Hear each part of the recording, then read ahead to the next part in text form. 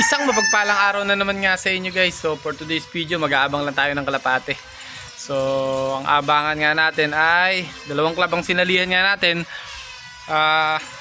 sa Narciso, sa GRPC, tapos sa CLRPC, San Andres, Quezon. So pares lang naman 274 kilometers lang yung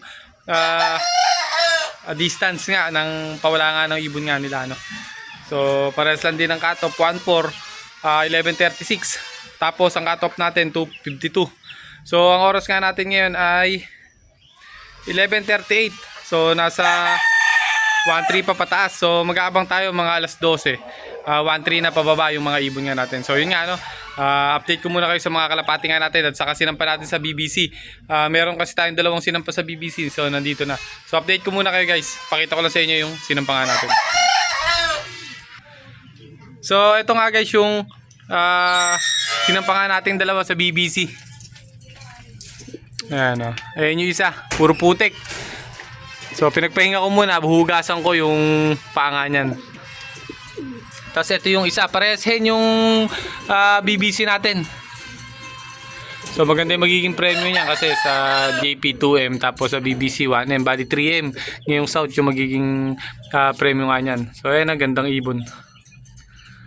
So ito halos 70% Morris Gordon tapos 30% superset winner ng summer race. Tapos ito inbreed ng superset winner ng summer race. So halos magkamag-anak din yung dalawa na yan. Kaso mas malatimbang naman yung porsyento ng superset winner nga natin dito. Taiwan kasi linyada ng superset winner nga natin. Ayan. Bali ito 70% naman yung superset winner na andugo ng summer race. Ito naman yung 70% nya Morris Gordon na 30% lang yung superset. So yun, dalawa yung kinarga natin. Ayan, dalawa parehas nakauwi naman sa oras kasi cut-off niya 240. So kanina pa yung mga ibon nga natin na yan. Ito yung isa, yan yung nauna. So tingin ko malakas na ibon kasi pag uwi hindi naman hinihingal. So nga lang, yun lang ang ano. Tapos ito yung pangalawa. Siguro speed nga nito nasa 900 na lang pababa. Yung pangalawa nga nating ibon. So yun, nakaayos na rin yung pampainom nga natin sa ibon. So yan, yung magic water nga natin. So weather update tayo dito sa lugar. So yung weather naman natin dito sa Gapan pinaka location nga natin, Gapan Nueva Ecija. So napakaganda, ayan, mainit na mainit. Mapagawing south, mapagawing north. So talagang ayan, maliwalas na maliwalas. Pero yung kung napanood nyo or yung mga nakasubscribe nga sa akin, napanood nyo yung minayday ko, ay yung senior ko, sobrang malulam. Malakas yung ulan na medyo umaambon-ambon pa doon sa site nga, sa release site. So yung pinost ko nga na yun, tapos na yung ambon. So nakapag-release na sila.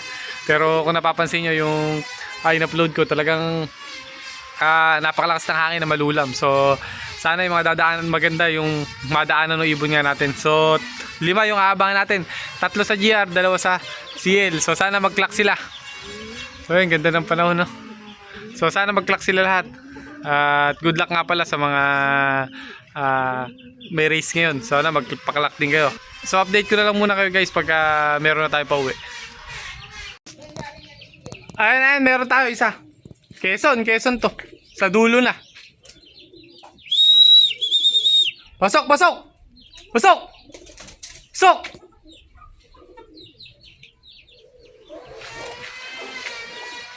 Ayan, isa. Pasok!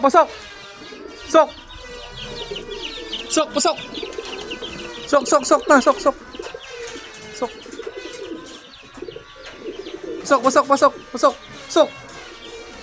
Sok. Clock muna tayo. First bird natin, yan. Clock. So, abang-abang pa tayo sa apat pa yung naabangan nga natin. So, biglang lumulam kasi dito sa lugar nga namin. Ayan. Napakalulam, oh. Pero sana makauwi sa oras yung 4 pa na yun. So, mahaba pa naman yung oras. So, abang-abang pa tayo. Pangalawang ibon. Ayan, may pangalawang ibon tayo. Sok! Ano ba? Checkered, blue bar? Ay, oo nga, kapares ni Big Bird. Pasok!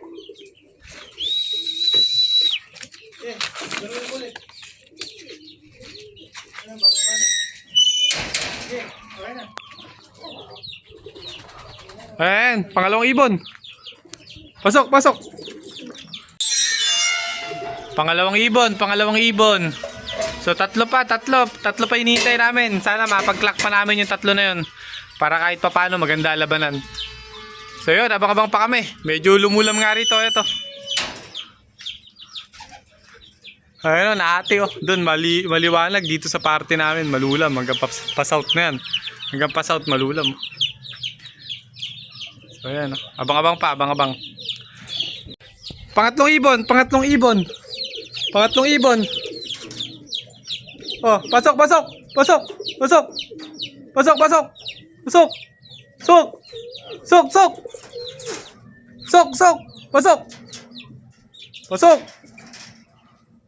Clock muna ulit tayo, clock. So, update nga sa mga kalapati natin. Ayan. So, ganda naman ang mga kondisyon na nila. So, choco na lang. Sa 5 kinarga nga natin, choco na lang ang hindi pa nakakauwi. So, siguro mamaya pa yun. At kung napapansin nyo, andito isa nating MacArthur. So, bala ko i-karera sa BBC yan. So, medyo nag-iinit tayo sa laban nga, ano? So, sa karera. Nilagay ko na, isinama ko na ulit, kukondisyon ko, isasampa ko sa BBC. Ayun yung nakagawa na, i-stack ko sana. Morris Gordon, 70% siguro Morris Gordon na yan, yung lahi niyan. Tapos 30% na ano, yung nakakita nyo nga nung una kong binlog, yung umpisa ng vlog natin na to. Ayan, kapatid niya yan. Ayan, pareha sila, nestmate. So, isinalang ko na. Naka MacArthur din yan, pero isasali ko sa BBC. Ayan. So, ayan. So, iaabol natin. Bali, 3 isasali natin sa BBC. So, isasampa ko yan, kundi Webes. O, malamang sa Webes na natin. Magsa-self-toss muna tayo or self-training yan. So, yun nga, in-update ko lang kayo. Ito yung mga pauwi natin. Ayan. So, gaganda na ng kondisyon. Parang di inihagis. So, okay naman. Maganda naman yung pauwi natin ngayon. Isa na lang ang kulang. So, pakakainin natin pamaya-maya. So, wait lang, pakakainin ko na rin para makita nyo yung pagkain nga nila. So, ayan nga. Pinakain na natin. So, ito ihahabol natin. Yan yung ihahabol natin. Ito yung nasa dulo.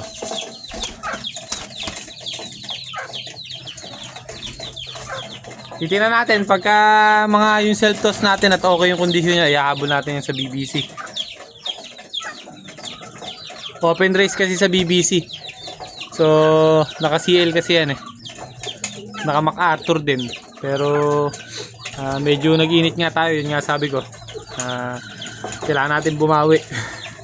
Okay naman yung mga pauwi nga natin. Ano? Kung napapansin nyo, parang wala lang sa kanila. Lintik magsikain. Yan nga ang indication ng mga kalapati na malalakas yung katawan. Kahit na hard race, talagang maulan sa site. Talagang pag uwi nila, papahinga lang yan, mga ilang minuto. Pag pinakain mo, talagang makikipag-git-gita na yan sa pagkain.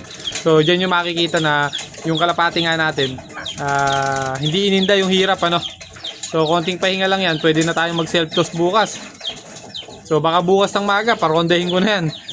So, talagang babalagbagin natin sa training ngayon yan. Wala nang Monday routine na pahinga tayo. Monday pa lang, pahihirapan na natin sila sa training. Dahil puro smash race, saka hard race yung nangyayari sa atin ngayon South. Kailangan, kakayanin nila yung hirap na gagawin nating training sa mga susunod na linggo or mga susunod na lap. Kasi kung hindi nila kakayanin yun, paano pa pag ikinarga natin sila sa mga susunod na lap. So, palayo na ng palayo yun. Kaya talagang pahihirapan na natin sila ng gusto. So, ayan. So, hanggang dito na nga lang guys yung video nga natin. So, congrats sa mga magaganda paklak sa inyo. So, ingat kayo guys. God bless.